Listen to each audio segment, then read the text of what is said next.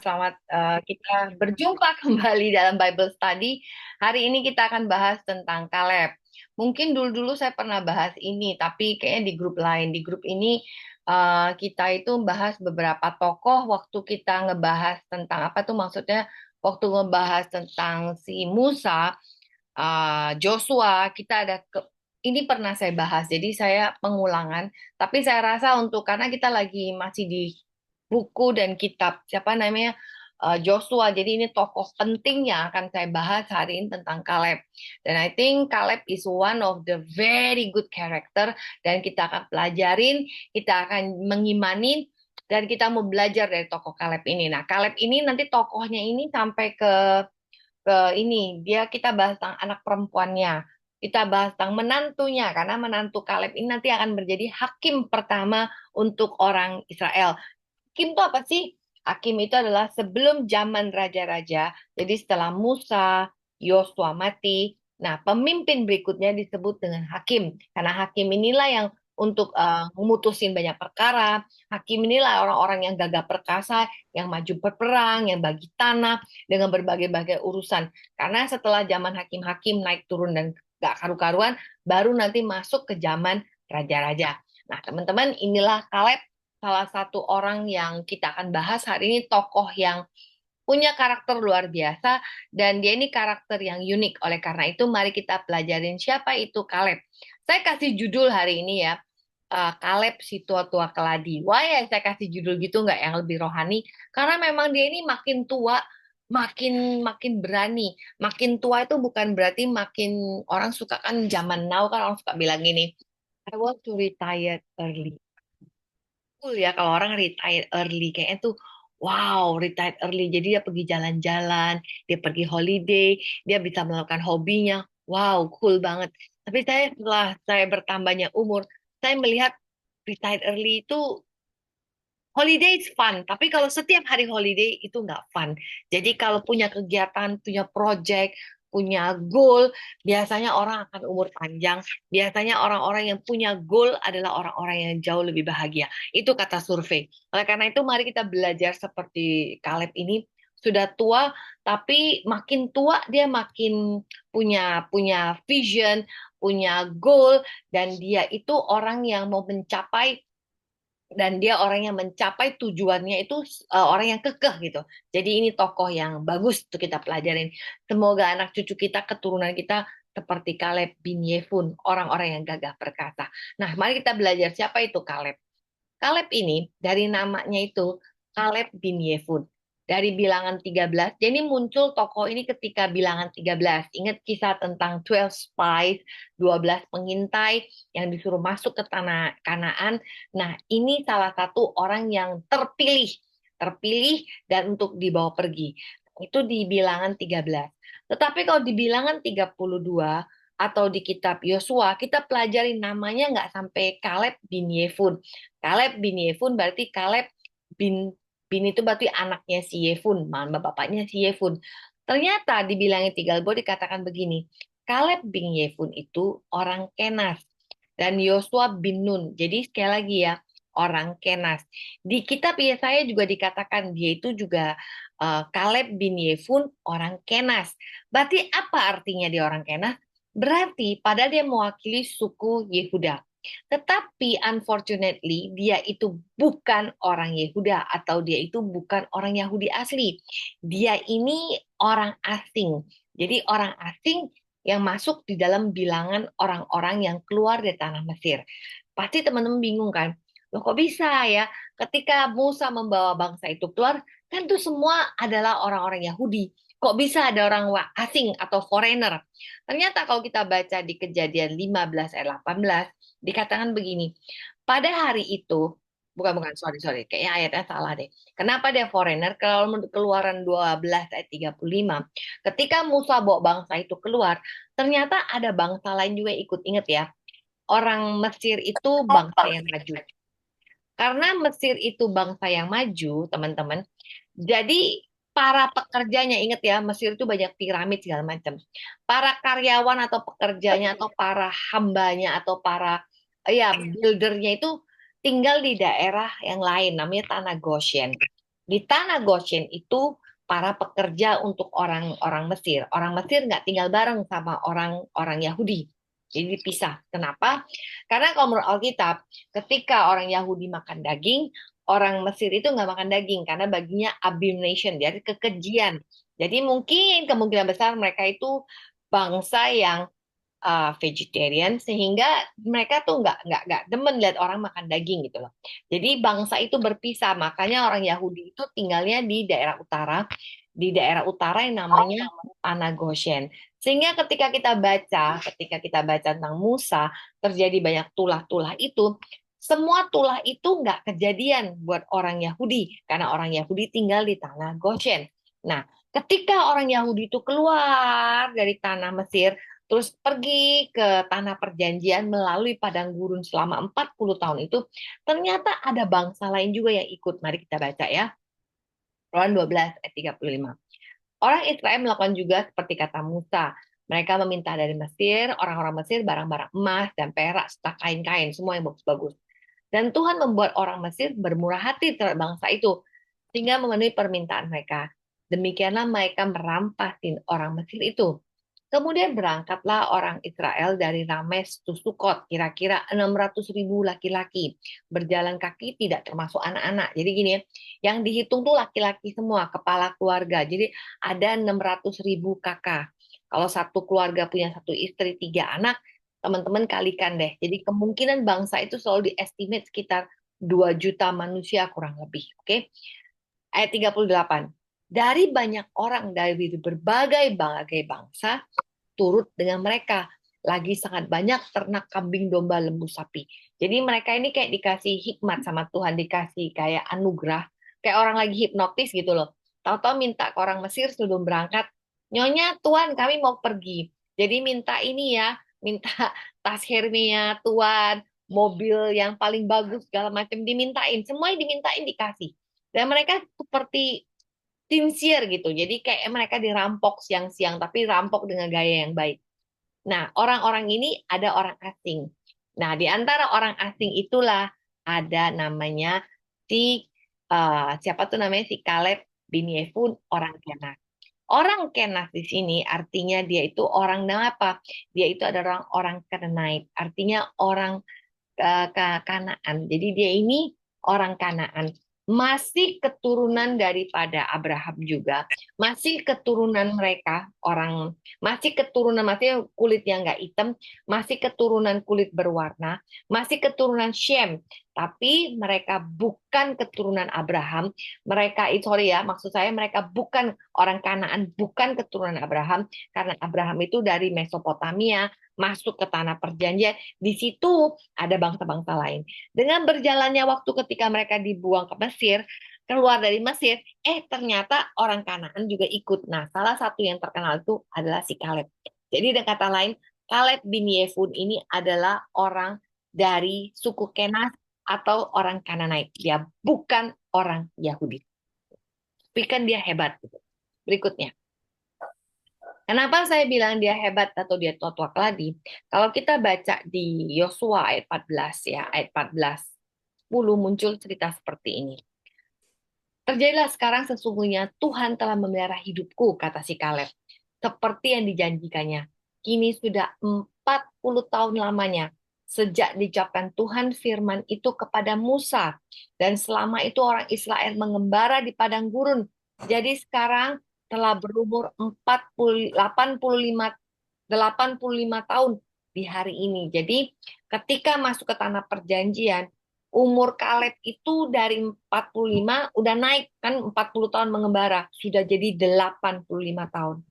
85 tahun itulah dia minta pada siapa tuh namanya si Yosua, please kasih pada aku bagian aku yang dijanjikan Musa. Karena dia itu memang masuk dalam suku Yehuda, tapi karena dia itu seorang yang punya jasa besar, jadi sama Musa dia itu dikasih satu lokasi di mana dia tuh dapatnya gunung. Jadi dia tuh nggak dapat cuma tanah berapa hektar, tapi dia dapat satu gunung. Nah, itu hebatnya si Kaleb. Dan untuk menunggu rewardnya itu, dia berjalan bersama Tuhan tuh sampai lebih daripada 40 tahun.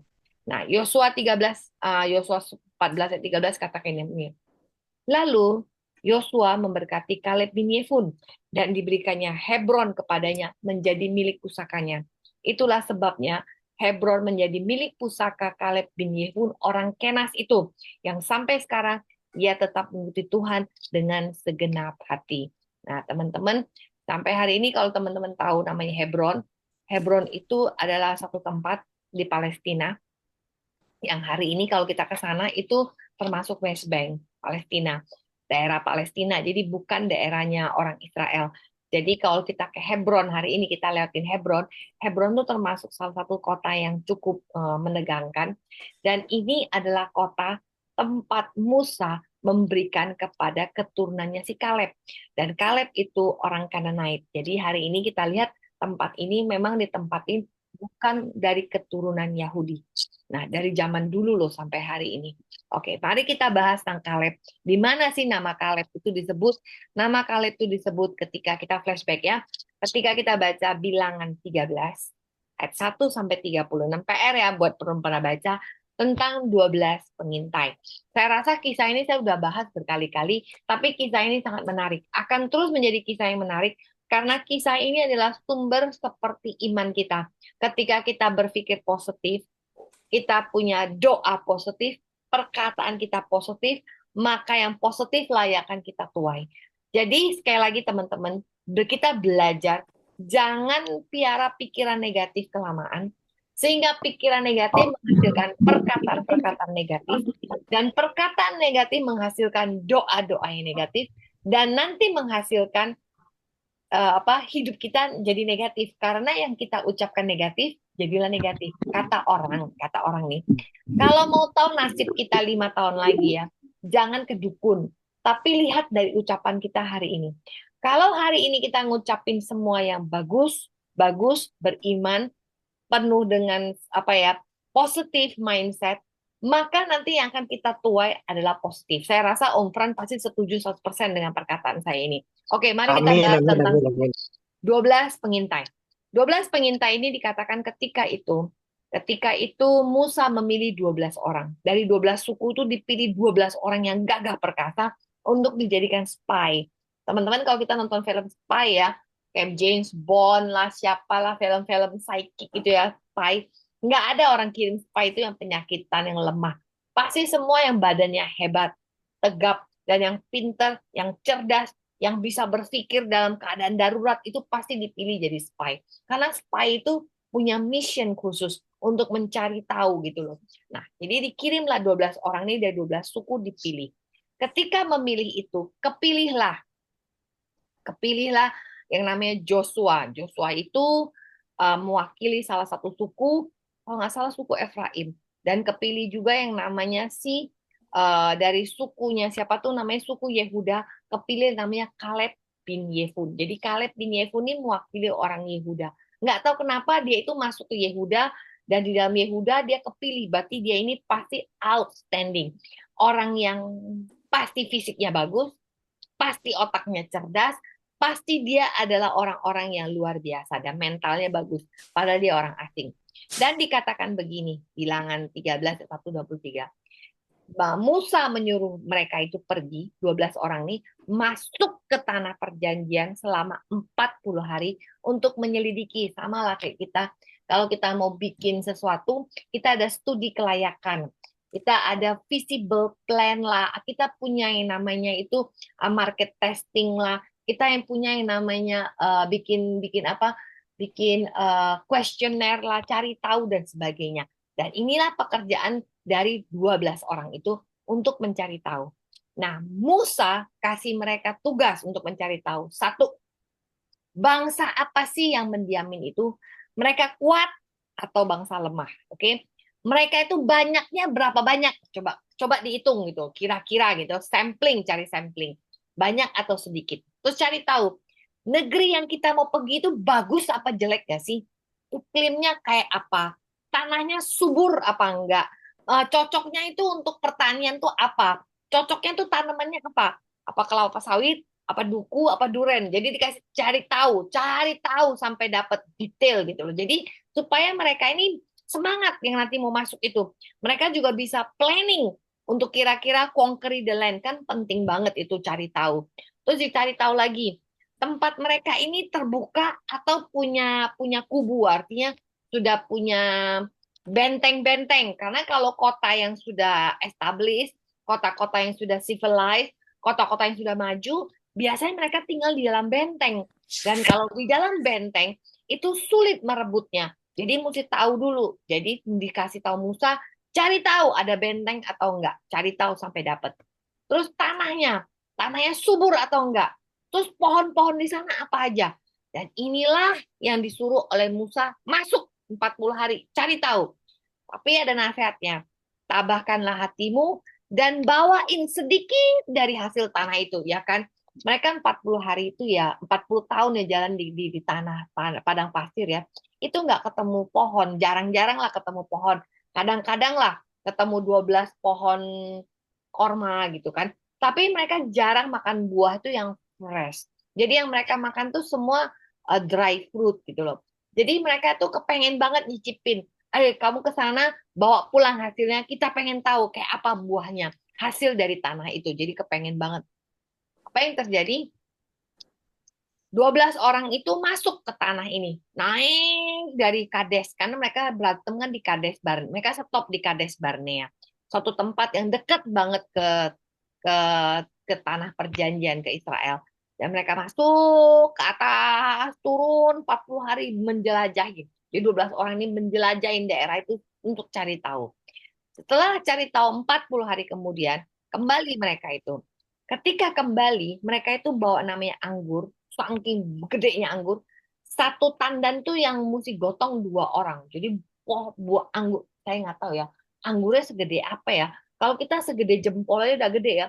Kalau sampai 2 orang yang pegang, jangan-jangan anggurnya segede-gede apel kali ya, atau segede-gede buah kelapa kali saking gedenya. Dan itu gede banget. Terus dikabarkan ada berbagai bagian bangsa di situ. Ada orang Ahiman, ada orang Sesai, ada orang Talmi, ada keturunan Enak, ada orang Amalek, ada orang Het, orang Yebus, orang Amori, dan orang Kanaan di tepi laut di sepanjang sungai Yordan. Terus dikatakan begini, hasil laporannya memang berlimpah susu dan madu. Seperti yang dikabarkan, memang sudah seperti itu. Cuman orangnya kuat-kuat, badannya gede-gede. Lihat ya, pohonnya apa buahnya segede itu. Jadi orangnya kuat-kuat dan kotanya berbenteng. Sudah ada benteng-bentengnya, sudah ada benteng. Ingat ya, kota Yeriko tuh bentengnya tuh saking gedenya tembok sampai orang tuh tinggal di atas tembok. Dan temboknya bukan satu, lapisnya 2. Mereka besar dan mereka keturunan Enak. Keturunan Enak tuh artinya apa? Seperti keturunan raksasa, mirip dengan keturunannya si siapa tuh namanya si Goliat, gede-gede gitu loh, gede-gede tinggi-tinggi. Jadi tanahnya bagus dan orangnya gede-gede. Nah, teman-teman mungkin ada yang saya mau jelasin sebentar ya. Gini loh, orang Amori. Nah, orang Amori, Hmm. orang Kanaan ini dua kata-kata ini sering muncul. Teman-teman kalau perhatiin ya cara penulisan Alkitab. Katanya ada teori yang menyebutkan Alkitab tuh penulisnya adalah 4 kategori penulis. Yang paling saya ingat adalah Yahwis dan Elohis, 2 penulis ini. Apa bedanya Yahwis dengan Elohis? Yang ini ya. Penulis yang namanya Yahwis ini yang menyebut Tuhan itu YHWH. Kalau nulis tuh Tuhan itu YHWH. Kemungkinan katanya penulisannya itu dari daerah kerajaan selatan. Jadi yang selatan, Southern Kingdom. Jadi orang-orang selatan yang menulis. Biasanya kalau kita baca satu teks perjanjian lama dan disebutkan nama Tuhannya YHWH, biasanya dia selalu menyebutkan bahwa Tuhan ini punya sifat seperti manusia, bisa berjalan, punya emosi, ya kan? Kalau kayak di Taman Eden, Tuhan berjalan-jalan, kan? Tuhan itu seperti manusia, Tuhan menghembuskan nafas. Jadi sifatnya mirip-mirip manusia. Atau Yahweh mau menciptakan manusia, mari kita ciptakan manusia seturut gambar kita. Berarti Tuhan itu mirip dengan manusia. Jadi dia human like gitu loh. Nah, terus ya hebatnya lagi kalau penulis yang dari source-nya tulis Yahweh ini dia punya musuh selalu orang Kanan atau orang Filistin. Selalu 2 musuh ini. Tapi kalau penulisnya katanya Elohis, artinya gini, penulis yang Elohis ini kalau menyebut Tuhan dengan nama Elohim, dia nggak Yahweh gitu, dia menyebutnya nama Elohim. Biasanya Tuhan yang penulisnya Elohim ini orang-orang utara yang menulis. Biasanya Tuhannya itu nggak ketemu face to face, tapi kedatangan angel. Seperti Musa kedatangan 3 malaikat. Nah, pada 3 malaikat tersebut juga bertemu Tuhan. Something like that. Jadi ada malaikatnya, terus bertemu dalam bentuk mimpi, vision. Itu biasa sumbernya Elohim. Nah, anehnya, kalau penulisnya dia tulis Tuhannya Elohim, biasanya nama musuhnya itu Amorite atau orang Amori atau orang Midian. Musuhnya cuma 2 ini. Dan kalau Yahweh selalu Kanaan sama Filistin. Jadi teman-teman kalau baca Alkitab Perjanjian Lama, kita bisa lihat dari nama, menyebut nama Tuhan, sama menyebut nama musuhnya, kita udah tahu nih penulisnya nih dari utara atau selatan. Oke, tips aja. Sebenarnya saya ya tips namanya pengetahuan Alkitab. Oke, mari kita masuk lagi ya, lebih dalam lagi. Nah, kira-kira ini keturunan enak yang mereka takutin. Orangnya gede-gede, tinggi-tinggi. Memang ada nggak sih manusia-manusia yang gede? Ada ternyata. Goliat aja punya kakak adik 5. Lima-limanya gede. Itu kata Alkitab. Gede-gede. Jadi zaman itu mungkin saja ada orang yang memang besar-besar. Oke, mari kita tahu. Terus waktu mereka tuh langsung bikin apa ya seminar presentasi tentang hasil yang mereka bawa. Terus kata Kaleb, kita akan maju menduduki negeri itu karena kita pasti akan mengalahkannya. Jadi Kaleb ini orang pertama yang ngomong, tanahnya memang banyak susu dan madu, orangnya gede-gede, kotanya berkubu, tetapi tetapi kita akan masuk mendudukinya dan mengalahkannya. Itu kata Kaleb. Ternyata Akhirnya mama ternyata pakai kecap model baru. ternyata dari 12 orang Dan itu di ya, sepeda harus sama aja. bentar, 10 itu mati-matian bilang nggak bagus. 10 itu bilang yang negeri yang kami lalu itu adalah suatu negeri yang memakan penduduk. Jadi digede-gedein. Ini exaggerated. Orang sana makan orang tuh nggak gede banget. Semua yang kami lihat orangnya tinggi, perawakannya besar. Kita itu kecil kayak belalang. Jadi kan ada orang yang kalau ngomong tuh dibesar-besarkan. Exaggerated. Nah, ini yang 10 itu ngomongin membesar-besarkan musuhnya. Jadi mereka yang kecil. Saya mau kasih tahu teman-teman ya. Kalau kita suka ngomong perkara kita besar sekali, maka Tuhan kita menjadi kecil. Kalau perkaranya besar ya, misalnya saya punya masalah besar. Terus masalah saya taruh depan mata saya, besar lah dia. Tuhannya jadi kecil gitu loh. Tapi kalau saya taruh masalah saya jauhin, terus saya lihat Tuhan saya jadi besar gini loh teman-teman. Ingat ketika Daud mengalahkan Goliat, ya kan? Ketika Daud mengalahkan Goliat, seluruh bangsa itu melihat Goliat itu besar, serem, terlatih, mengerikan. Sampai Saul aja ngomong gini ke Daud, aduh Daud, si Goliat itu dari masa mudanya udah tentara, dia itu udah tinggi, gede, profesional. Siapa elu cuman jadi gembala gitu loh. Tetapi Daud nggak melihatnya begitu. Daud melihat Tuhannya besar. Makanya dia ngomong ini, aku mendatangi engkau dengan nama Tuhan semesta alam. Yang menciptakan alam raya ini Tuhan saya. Dia yang berjalan depan saya. Nah, kalau lu tuh cuma kebetulan dia gede. Tapi lu gede, tapi Tuhan pun lebih gede lagi. Kira-kira itu makanya bisa menang. Nah, Alkitab Amin. menulis ketika ada 12 orang, Tuhan biarkan 12 orang ini kembali dengan laporannya. Bagus, tapi ada tantangan. Dan 10 orang ini melihat tantangannya begitu besar, dan ditambah-tambahinya ketika mereka melihat musuh mereka, tantangan mereka besar, mereka melihat diri mereka kecil seperti belalang. Saya percaya ya, mau berapa rohaninya pun kita pasti pernah seperti orang-orang ini. Kita pasti ngerasa, aduh, wah susah ya, perkaranya ini berat ya, aduh mana bisa sih. Kayak kemarin saya ketemu kan Chinese New Year saya ke Jakarta. Jakarta saya ketemu beberapa teman lama. Salah satu teman lama yang saya temuin, saya memeluk dia, saya kenal dia karena kita tuh masa mudanya itu punya komunitas di PD Thomas. Kita barengan di sana. Dan ketika saya memeluk dia, saya bertanya, suamimu mana? Oh, suami saya kerja di Bali, begini-begini. Oke, good. Ternyata ada kabar, dia menceritakan kabar suaminya yang sudah merencanakan memisahkan diri. Suaminya sudah ada perempuan yang lain. Dan suaminya itu katanya mengirimlah segala macam yang sejak suaminya mengenal perempuan ini, setiap malam ada gangguan dari Bali, peleak, dan sebagainya. Ketika saya mendengar itu saja, hati saya kecut. Kecut, tetapi saya ngerasa gini, loh, aduh, kasihan banget ya temen gue ini. Terus dia cerita lagi, "Kak Tanti, mami saya baru meninggal. Saya anak satu-satunya. Aduh, tambahlah sedih saya. Dia nggak punya siapa-siapa. Terus saya tuh ngerasa, aduh, gimana ya mereka pacaran dari masa muda.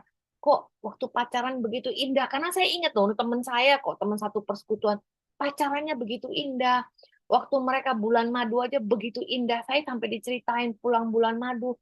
Mereka cerita betapa bahagianya kehidupan perkawinan mereka yang baru itu. Dan saya waktu itu juga baru mau merit. Jadi saya bisa membayangkan masa muda saya waktu di Jakarta, kita itu waktu baru-baru mau merit, setiap bulan saya masih ingat ya ketika kita mau merit ya, setiap bulan tuh anak-anak PD Thomas tuh pasti satu-satu maju bersaksi. Ketika uang pas-pasan, krisis kan tahun 98, 97 lagi krisis gitu, lagi susah, ekonomi lega ini. Tapi mereka lagi ngumpulin duit buat merit. Ada jalan Tuhan. Waktu itu kami gembira sekali karena setiap minggu tuh kami bersaksi.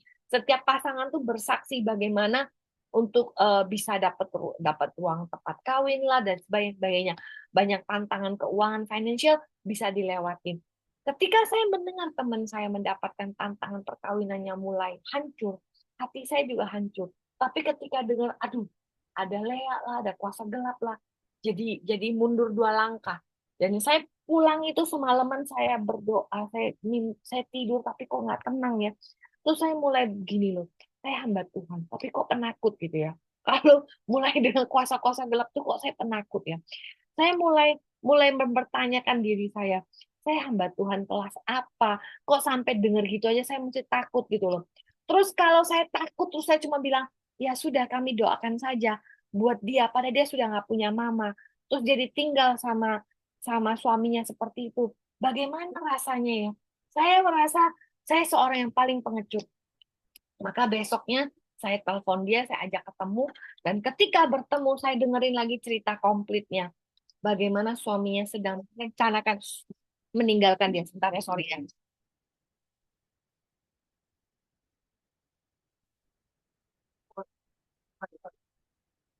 Nah, setelah itu saya berdoa dengan teman saya bilang ini, oke, kita puasa. Kita hadapi dengan puasa model yang kayak gini. Kita puasa, kita berdoa, kita berharap. Dan saya bikin grup dengan adik saya dan dia. Supaya saya selalu setiap minggu selalu bisa berdoa, berpuasa, dan menangkan perkara ini. Dan saya berdoa, dalam diri saya pun takut loh. Pakai kuasa-kuasa gelap, saya takut ya. Tapi ketika saya baca firman pagi-pagi, setiap pagi kan kita doa pagi baca firman. Apalagi saya sekarang lagi di kitab Wahyu. Jadi Bible class saya tahun ini kitab Wahyu. Masuk Wahyu 12. Saya baca ulang lagi, saya tulis lagi. Saya lihat, aduh pertolongan Tuhan luar biasa. Ketika menghadapi kuasa gelap, pertolongan Tuhan tuh berlapis-lapis. Why not? Why should I takut gitu loh. Dan saya kirim ke teman saya japri dia dan saya berdoa. Saya mulai ini loh, nggak usah takut dengan tantangan. Saya mulai belajar untuk melihat Tuhan saya besar. Saya mulai belajar melihat bahwa kuasa gelap itu ada, tapi Tuhan saya lebih dahsyat lagi. Nah, teman-teman, saya percaya semua daripada kita pasti pernah takut, pasti pernah khawatir, pasti pernah kayaknya lihat masalah itu, aduh kaki gue lemes deh, kayaknya gue nggak mampu udah mendaki lagi, udah umur segini Tuhan, kenapa muncul lagi masalah seperti ini? I believe all of us go through this season. Tetapi sekali lagi kisah ini membuat kita itu belajar lagi bahwa belajar 12 orang, minoritas 2 orang bilang ada tantangan, tapi kita dapat maju, menyerang, dan kita pasti bisa menang gitu loh. Tapi 10 orang die-die bahwa mereka itu tidak mampu. Mari kita lihat apa yang terjadi berikutnya. Itu sudah di mana nih gue ya? Ups, ups, ups, ups. Oke, berikutnya. Ternyata ketika mereka ribut-ribut itu, Joshua dan Kaleb maju lagi. Maju lagi terus mereka bilang begini. Nah, ini kalimat yang saya paling suka. Saya pernah sampai saya tulis di tembok saya di kamar mandi saya. Saya ingat sekali ayat ini. Karena ayat ini menantang sekali. Karena waktu itu suatu hari saya kepengen beli rumah. Dan uang yang harus disiapkan itu besar sekali, juta-jutaan. Saya ibu rumah tangga, suami saya punya uang tuh nggak sampai 50%. Saya ingat banget. Dan ketika saya sedang berdoa untuk, aduh Tuhan, apa saya berhayal ya, saya kepengen beli rumah, tapi uangnya nggak cukup, saya berhayal banget. Ketika saya lagi berdoa seperti itu, muncullah ayat ini. Makanya ayat ini ayat yang menurut saya pernah satu kali dalam hidup saya itu memang terjadi. Tuhan itu luar biasa. Dan saya suka sekali ayat ini. Mari saya bacain ya. Jika Tuhan berkenan kepada kita, maka Tuhan akan membawa kita masuk ke negeri itu. Dan akan memberikan kepada kita suatu negeri yang berlimpah susu dan madu. Jangan berontak sama Tuhan. Dan jangan takut kepada bangsa itu, negeri itu. Sebab kita akan telan habis. Yang melindungi mereka sudah meninggalkan mereka. Sedangkan Tuhan menyertai kita. Jangan takut kepada mereka. Wow. Saya waktu itu ketika saya berdoa, saya kepengen beli rumah, ayat ini muncul berkali-kali di hati saya sepanjang hari. Saya tidak tahan, saya tulis di tembok, saya taruh. Dan setiap kali saya mau ke WC, saya berdiri di tembok itu, saya baca lagi. Yang melindungi mereka sudah meninggalkan mereka. Sedangkan Tuhan menyertai saya. Dan kalau Tuhan sertai saya pasti sanggup masuk ke tanah perjanjian. Saya ulang-ulang setiap kali mau masuk ke WC, saya ngomong seperti itu sehari 2-3 kali. Kenapa saya perlu ngomong seperti itu?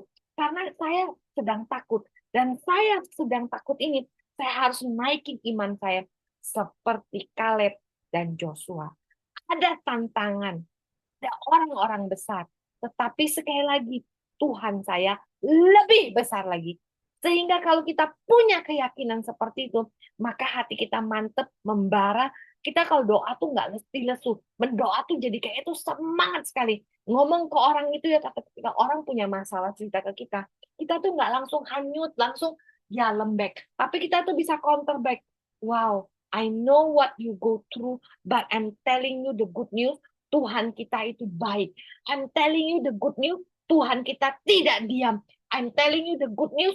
Tuhan kita tidak sedang tidur. Tuhan pasti menyertaimu. Dan saya bilang ke teman saya ini, jangan khawatir. Tuhan kita tidak tidur. Kamu berdoa, saya berdoa, kita puasa, kita lihat. Kita berdoa, pasti ada kuasa Tuhan. Bagian kamu, jangan dendam. Jangan dendam. Saya tahu perasaan kamu saat ini, tapi jangan dendam. Percayalah, Tuhan sanggup. Oke, mari kita lihat lagi ayat berikutnya. 12 pengintai ini, apa yang terjadi? Oh, gimana kau gua ya? Oke, di sini. Terus Kaleb bin Yefun ini karena dia gagah perkasa, berani, terus 12 orang itu jadi berantem. Jadi ribut semua, jadi ribut kacau balau sehingga bangsa itu Tuhan marah. Di Kades Barnea itu Tuhan marah. Sehingga dari Kades Barnea itu sebenarnya mereka tinggal masuk loh. Tinggal masuk. Jadi itu tahun kedua mereka mengembara. Akhirnya saat Tuhan marah, bangsa itu dibuat mengembara di Kades Barnea doang, nggak kemana-mana. 38 tahun. 38 tahun they go nowhere. Kenapa? Karena not trusting God. Jadi sekali lagi ya, jangan main-main sama Tuhan. Jangan main-main sama Tuhan. Kalau kamu percaya sama Tuhan, maka kamu akan dibawa sampai ke tanah perjanjian. Tapi kalau kamu meragukan Tuhan, maka kamu hidupnya akan berputar-putar dalam kebingungan sendiri selama 38 tahun. Jadi sekali lagi, jangan main-main. 10 orang itu melihat halangan, membesar-besarkan kesulitan yang keluar dari mulutnya setiap hari adalah kesulitan, tantangan. Tetapi Kaleb dan Joshua melihat kesempatan. Dan mereka itu membesarkan iman mereka. Mereka juga bilang kan, memang tanah itu bagus, berlimpah susu madu. Ada tantangan. Tetapi ingat, Tuhan yang menyertai kita besar. Jadi mereka itu membesarkan Tuhan, nggak membesarkan masalah. Tapi apa yang terjadi? Bangsa itu berputar-putar karena 10 lebih percaya pada yang jelek-jelek. Oke, singkat cerita, ketika itu karena Kaleb ini luar biasa, maka Musa menjanjikan. Musa langsung bilang, tetapi hambaku Kaleb karena jiwanya lain yang ada padanya dan ia mengikuti Tuhan, kata Tuhan, sepenuhnya kubawa. Maka Kaleb ini, Tuhan ngomong ke Musa dan suruh Musa ngomong sama Kaleb, dia pasti bisa masuk ke tanah perjanjian dan dia akan dapat tempat yang namanya Hebron. Jadi dari pertama Tuhan udah ngomong kamu pasti dapat, cuma tunggunya lama sekali tunggunya, nggak main-main. Yuk kita buka, yuk siapa yang punya Alkitab sini? Saya tadi masuk ke sini lupa bawa Alkitab. Bacain aku Joshua 15 ayat 13 sampai 19. Ada yang punya Alkitab nggak? Semoga semua masih Punya mendengar. dong. Oke, thank you. Oke, bacain ya. Joshua 15 ayat 13 sampai 15. Yosua 15. Ayat 13 sampai 19. Oke. Yosua 15 ayat 13. Ya. Kaleb dan keluarganya merebut Hebron dan Debir. Kepada Kaleb bin Yefune, Yosua memberikan Kiryat Arba, yaitu Hebron, sebagai miliknya di antara orang Yehuda sesuai dengan titah Tuhan kepada Yosua. Arba ialah ayah Enak. Kaleb menghalau dari sana ketiga anak laki-laki Enak, Sesai, Ahiman, dan Talmai, keturunan Enak itu. Dari sana ia menyerang penduduk Debir. Nama Debir sebelumnya ialah Kiryat Sefer. Demikianlah sabda Tuhan. Oke, thank you Cirini. Lihat ya, Kaleb ini ya ketika dia minta Hebron, Hebron itu punya keturunan anak. Jadi sarangnya, bayangin ya, yang ditakutin tuh paling ditakutin bangsa yang namanya anak, karena anak ini badannya gede-gede. Dan ternyata yang dikasih itu tempat yang namanya Hebron. Hebron tuh sarangnya, di situ banyak. Dan ketika dia masuk, ingat ya, dia umur 40 jadi spy. 40 tahun lagi ini. Jadi dia waktu masuk ke tanah perjanjian umurnya udah poicap lebih. Umur poicap, dia mesti bawa pedang, dia mesti pergi perang. Dan dikasih tanah, tanahnya itu bersengket, bukan sengketa lah. Ibaratnya dikasih tanah, tapi kok tanahnya ada sarang-sarang orang jahatnya di situ. Yang gede-gede lagi. Dan ternyata dia parangin semua. Dan dia berhasil. Hebat ya, dia itu kuat banget ya.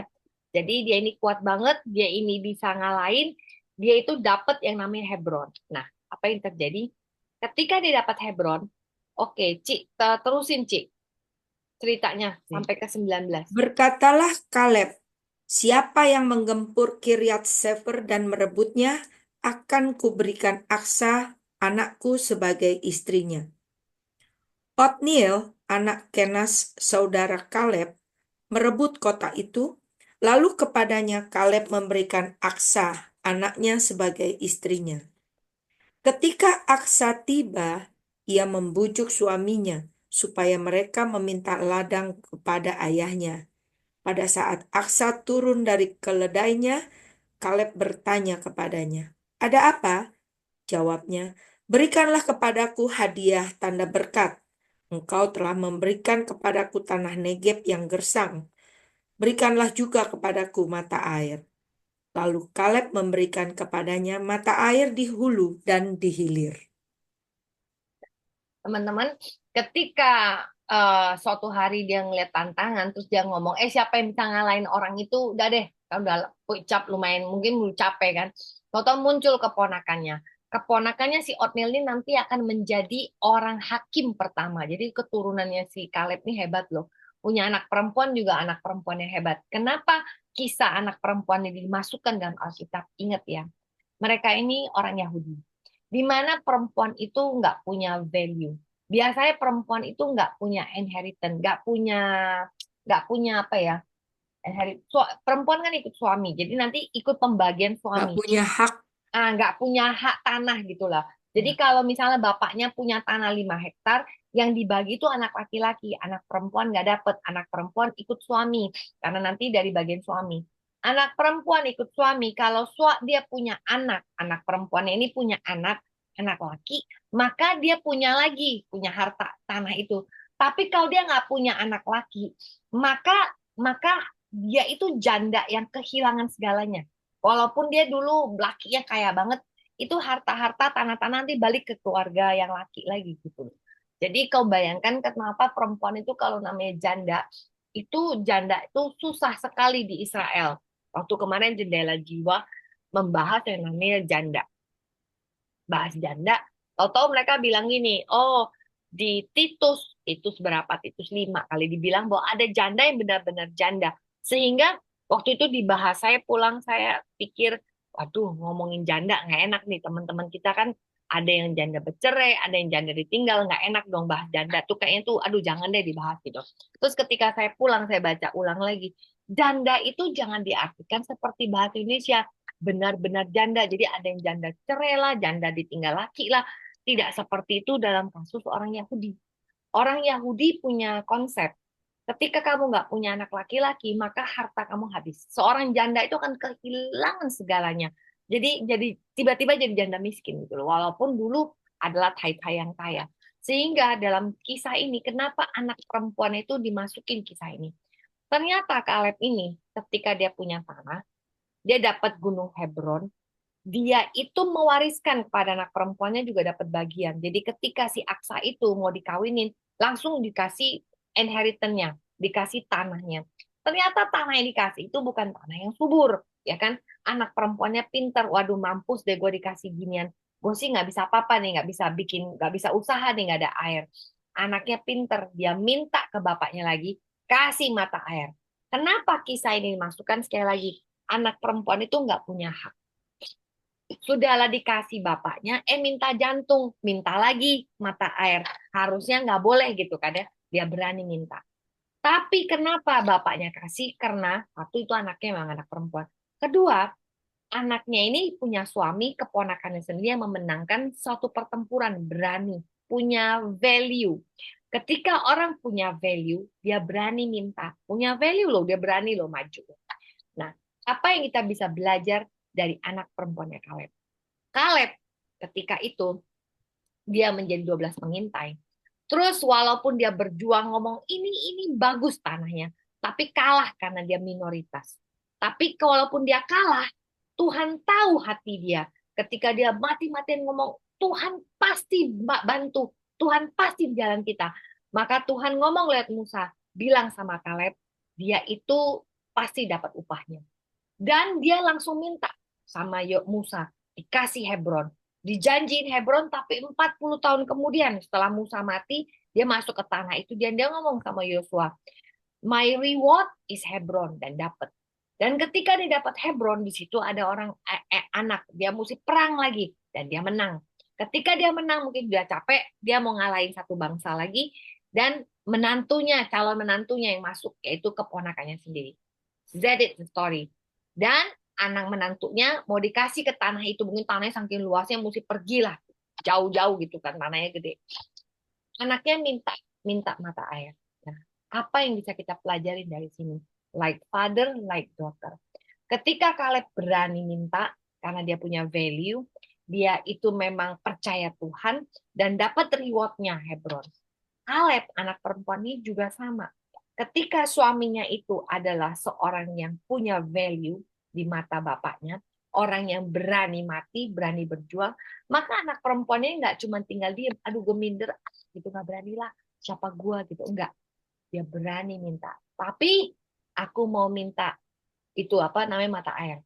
Anak lain bisa protes loh sebenarnya, tapi anak perempuan ini berani dan dikasih. Kalau Kaleb yang kasih, yang lain kan nggak bisa ngomong apa-apa, bapaknya masih hidup, udah dibagi-bagi harta. Berani meminta, berani memohon, berani apa ya? Berani ini loh. Kenapa saya ngomong berani meminta itu penting? Karena banyak orang Kristen nggak berani minta.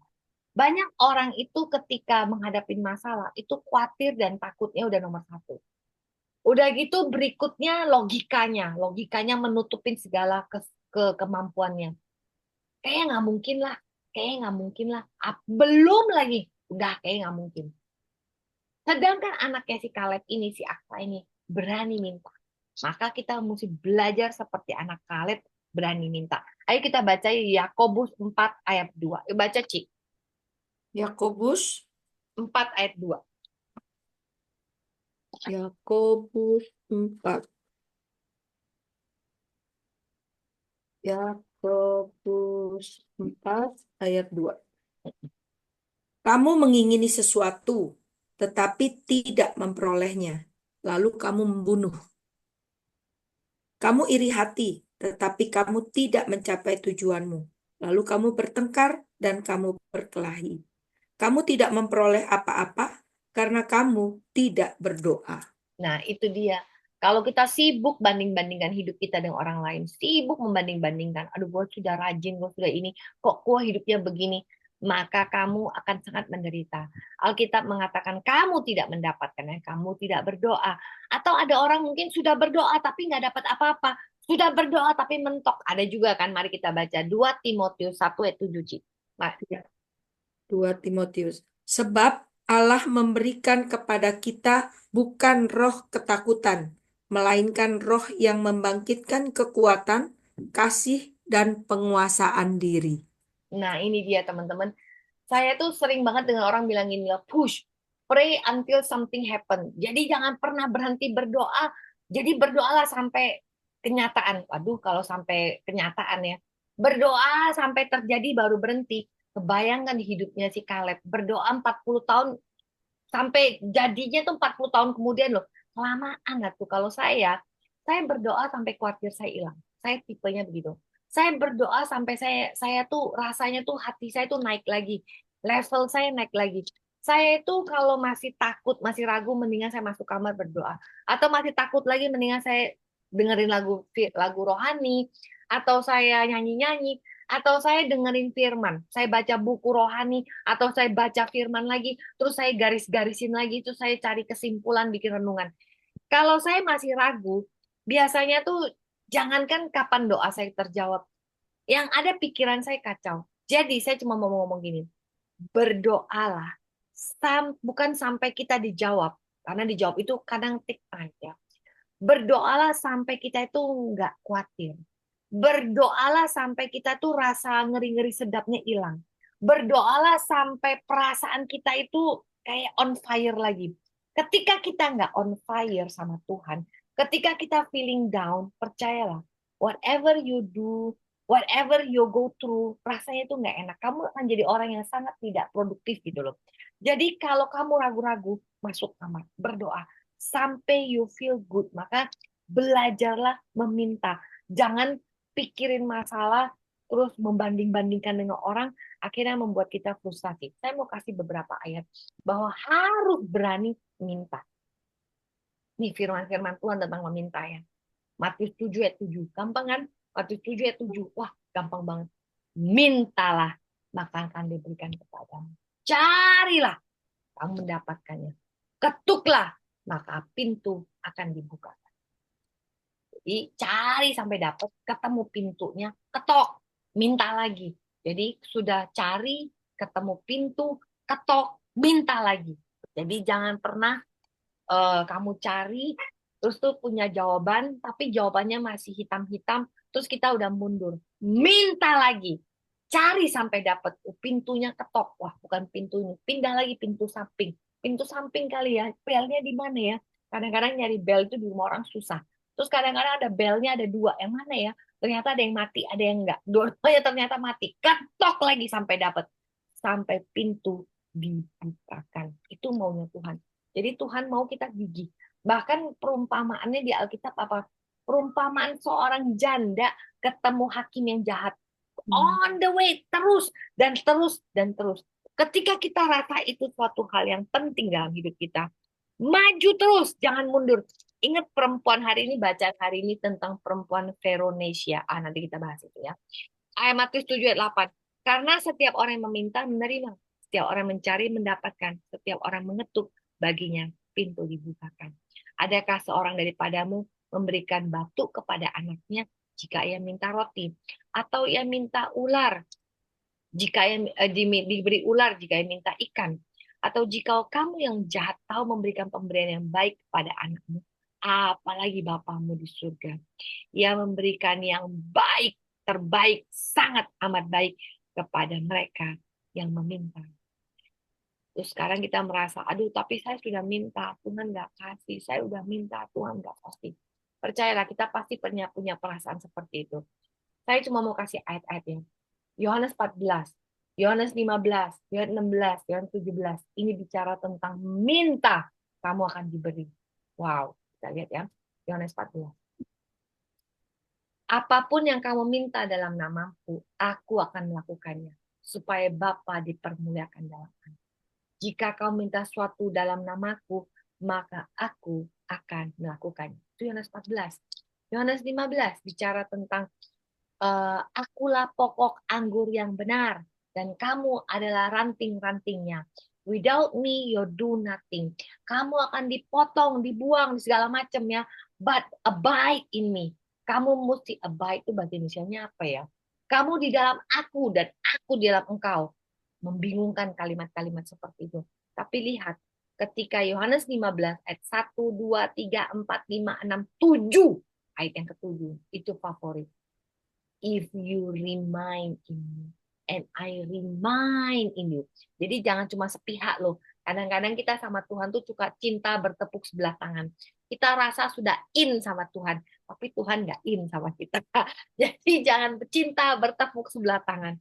You need to remain in my word and I remain in you juga. Kadang-kadang kita merasa I remain in Tuhan. Saya menyembah Tuhan dengan cara saya. Tetapi belum tentu Tuhan remain in me. Kalau saya nggak menyingkirkan yang busuk dalam diri saya nggak berikan tempat untuk Roh Kudus bekerja sekuat-kuatnya dalam badan saya. Kalau saya nyimpan dendam, marah, jengkelnya orang, sama orang lain baik, tapi sama teman satu selimut kita, partner kita, waduh, pelitnya minta ampun. Sama orang sampai dimentawai murah hati, tapi sama saudara sendiri yang hidupnya susah, kita pelit dan perhitungan. Hati-hati. Tuhan maunya kita, when I remind in you, you also must remind in me. Jadi mesti dua belah pihak. So, if you remind here and there ya, Tuhan bilang ini, you may ask anything you want, and I will grant it. Wow. Ketika aku di dalam engkau dan engkau di dalam aku, mintalah apa saja. Kalau orang sudah in love sama Tuhan, percayalah, dia nggak bakalan minta sesuatu yang untuk hal-hal yang cuma sifatnya sementara. Pastilah kalau orang sudah remain in God, bersatu dalam Tuhan, pasti dia akan minta hal-hal yang rohani. Seperti yang saya tadi cerita, saya punya teman. Ketika saya mendengarnya susah, sebenarnya saya bisa aja, it's your problem, it's not me, man. Salah sendiri. Pasti laki lu udah lama nggak ke gereja ya. Kan saya bisa menuduh seperti itu. Tapi saya nggak bisa tidur. Malam tuh saya berpikir, siapa lagi kalau bukan saya yang harus maju, berjuang bersama dia. Kalau bukan saya yang mendampingi dia, siapa lagi? Dia sudah nggak punya mami, dia sudah nggak punya mami, sendirian, anaknya kecelakaan, matanya buta separuh, anaknya sekarang ninggalin dia karena mereka suami istri suka ribut, rumahnya suka jadi ribut, jadi anaknya dua udah ninggalin rumah, tinggal yang busuk sendirian. Dia nggak punya siapa-siapa, dan dia punya teman lama seperti saya. Dan kalau bukan saya yang step in, yang mendoakan dia, yang puasa bareng dia, yang terus kirim WhatsApp, ayo move on, siapa lagi gitu loh. So teman-teman, saya percaya yang saya rasakan terhadap teman saya ini bukan perasaan saya sendiri. Artinya gini loh, I believe is not me. Karena saya ini pasti egois. Pasti saya ini maunya ngabisin waktu untuk pekerjaan saya, rumah saya, keluarga saya. Nggak habis-habis saya doakan. Ngapain lagi saya ngambil tugas doain orang lain, mendampingin orang yang lagi dalam keadaan yang sulit seperti ini. Tapi ketika hati saya berbicara, I cannot sleep, I keep thinking about her, I know the Spirit of God working in me. Maka saya terus tiap berapa hari saya pasti kirim kata-kata yang suportif gitu loh.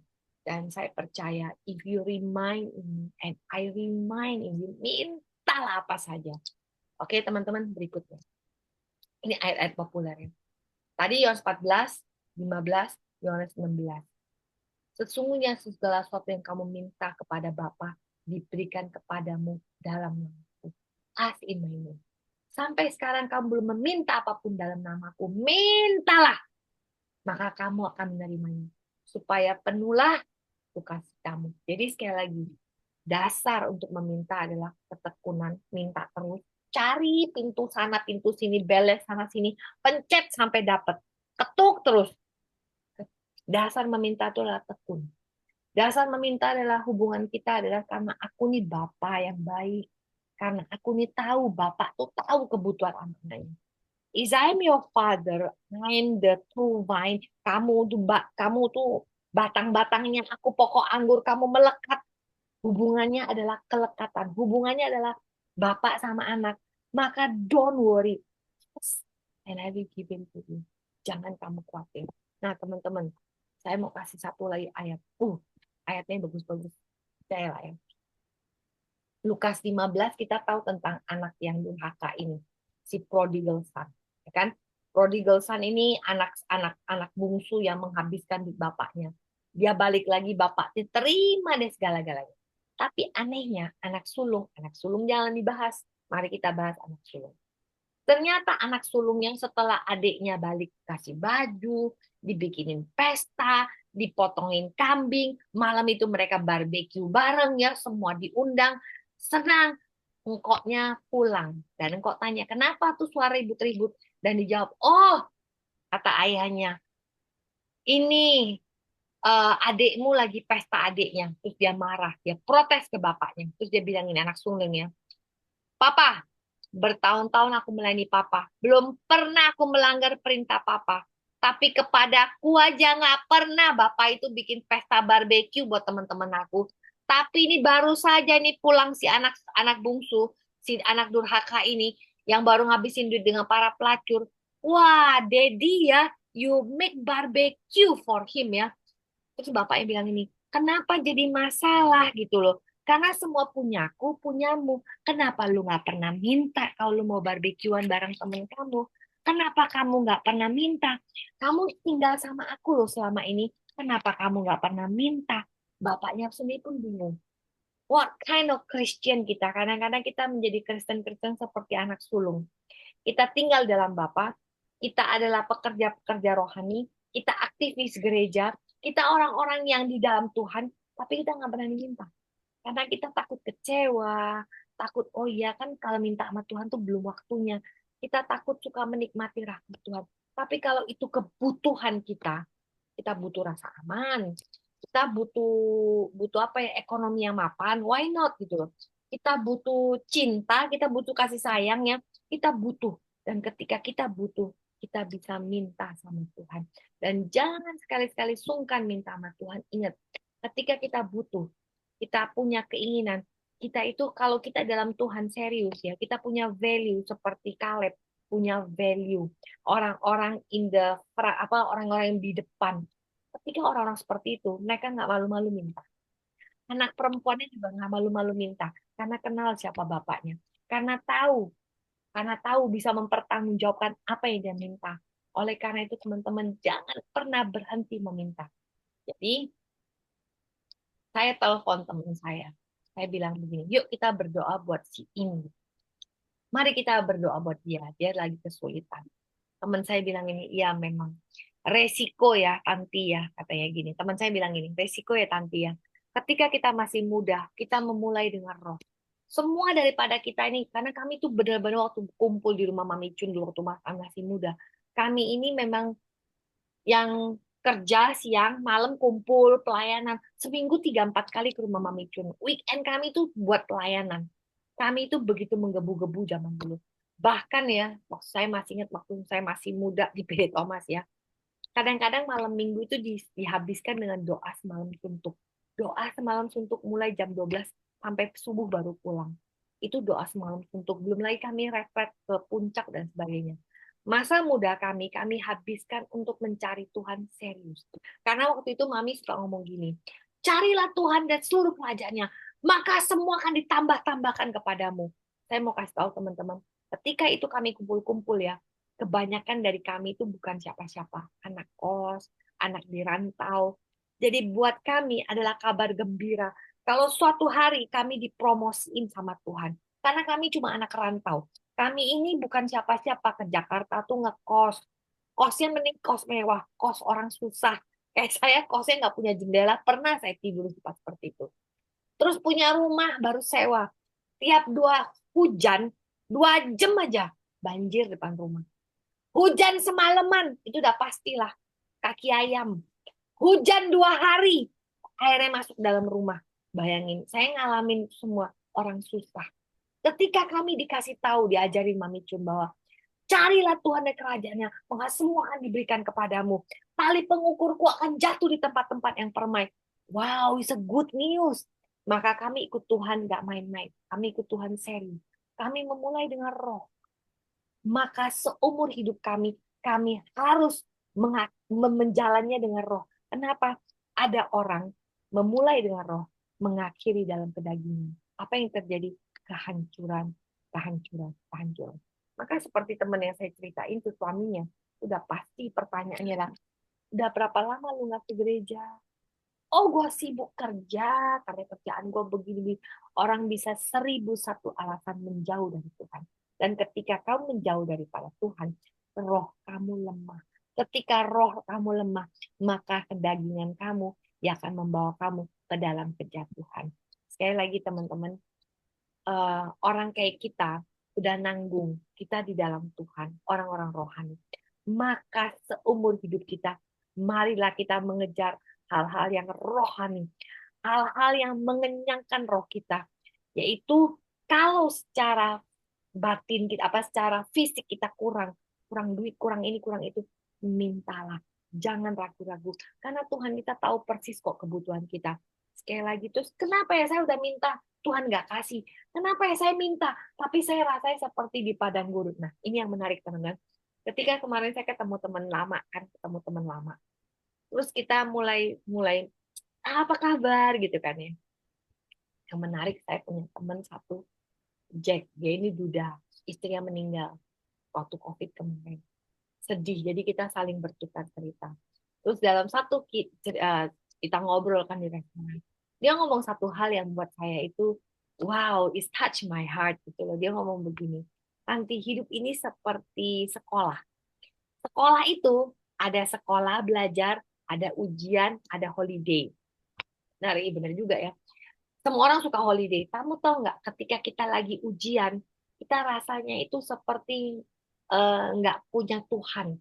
Sepertinya kering. Benar juga ya.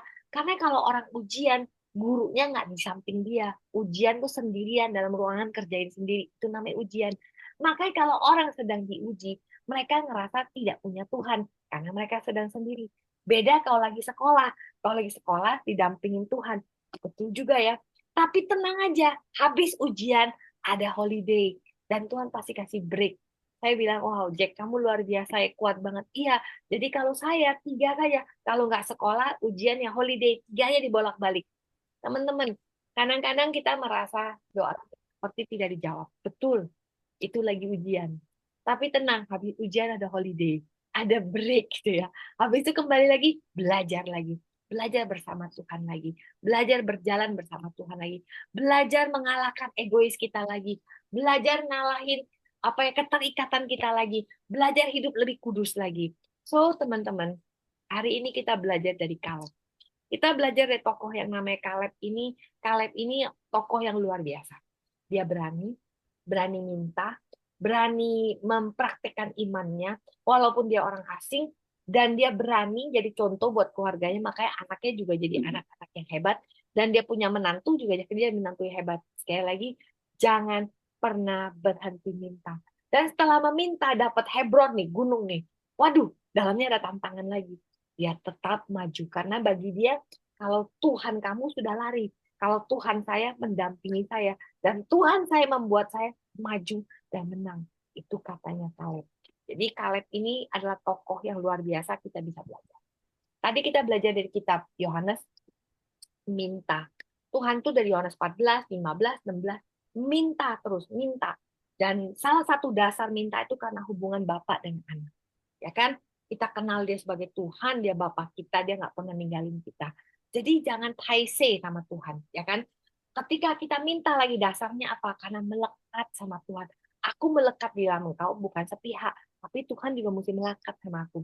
Ketika Tuhan mau melekat sama kita, itu pasti hati kamu mesti bersih. Kalau hati kamu nggak bersih, Tuhan nggak mau melekat lah, percayalah. Kalau kamu ya dalam Tuhan, tapi gampang marah, gampang tersinggung, gampang dendam, terus kalau salahnya orang tuh diingat-ingat terus diomong-omongin terus, apalagi kesalahan pasangan. Kita kalau perempuan udah kawin kelamaan ya, terus terang ya. Suami itu salah dikit aja. Berhari-hari diulang-ulang, udah kayak kaset rusak. Nanti bulan depan juga diceritain lagi, terus diulang-ulang. Stop doing that. Setuju, Tanti, setuju. Stop doing that. It's not nice. Really not nice. Kenapa? Karena Tuhan mau kita bersih. Karena cuman orang bersih ya, Tuhan bisa melekat dalam hati kita. Kalau Tuhan nggak melekat dalam diri kita itu bertepuk sebelah tangan. Susah doa kita dijawab ya. Nah, satu lagi, ayat terakhir tentang meminta. Kenapa saya hari ini bahas meminta? Karena Kaleb ini memang dia hebat. Dia bukan cuma hebat karena dia menang kebetulan, dia berani minta. Satu lagi ayatnya ya. Galatia 4 ayat 1 sampai 4 saya baca ini. Yang dimaksud di sini ialah seorang ahli waris. Belum akil balik. Tahu akil balik kan? Akil balik itu remaja, akil balik apa ya bahasa Inggrisnya akil balik ya. Adolescent ya. Jadi selama seorang ahli waris belum akil balik, belum 21 ya, sedikit pun ia tidak berbeda dengan seorang hamba. Jadi underage ya. Sungguhnya ia adalah tuan dari segala sesuatu, tetapi ia di bawah perwalian dan pengawasan sampai pada saat ia ditentukan oleh bapaknya. Demikian pula kita, selama kita belum akil balik, kita takluk kepada roh-roh dunia. Tetapi setelah genap waktunya, maka Allah mengutus anaknya yang lahir dari seorang perempuan yang takluk kepada hukum. Nah, buat teman-teman yang nggak ngerti ayat ini, saya jelaskan. Sebelum orang itu akil balik. Artinya ketika dia underage, umur 18. Walaupun bapaknya orang kaya sekali. Dia anaknya si Elon Musk. Anak Elon Musk ada 12. Ini bapaknya kaya. Punya harta itu nggak kira-kira, punya Tesla dan punya apa tuh yang di atas tuh loh, satelit-satelit bintang-bintang. Wah ya sekali. Sekarang makin gila.